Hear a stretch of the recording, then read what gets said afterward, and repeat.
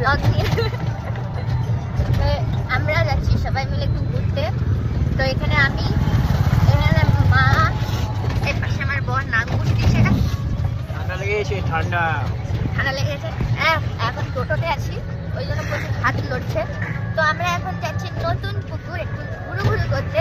তো চলো তারপরে কি করি সেটা অবশ্যই তোমাদের সাথে দেখাবো। তো এখানে মায়ের ফটো তোলা হচ্ছে, আর এর অবস্থা এরকম এরকম ফটোগ্রাফার তোমরা কি চাও? কমেন্ট করে জানিও। আমি তো একদম চাই না এরকম ফটোগ্রাফার। আমার এখানে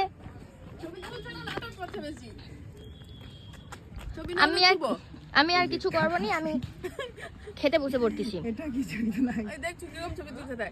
ওরকম তো বাজে ছবি তুলে আবার ফটো তুলে। আমার আর কেউ ধরে দেওয়ার নেই, আমি একা একাই খাই আর ওরা জাপারে করবো। আমার জেনে লাভ নেই, আমার খাওয়াটা ইম্পর্টেন্ট।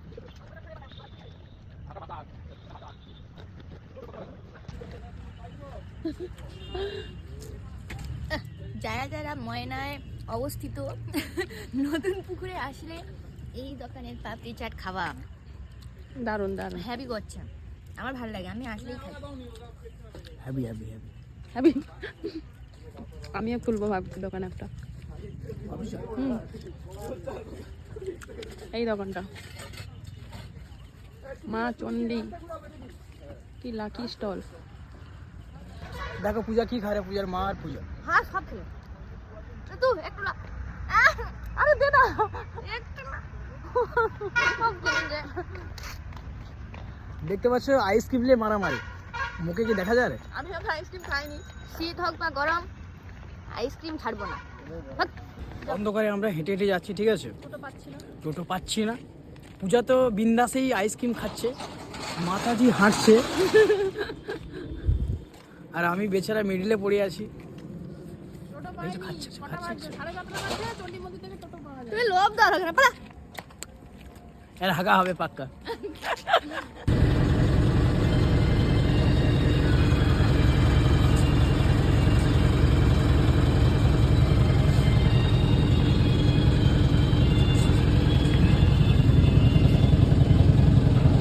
ঘুরে এসে পড়তে বসে গেছো?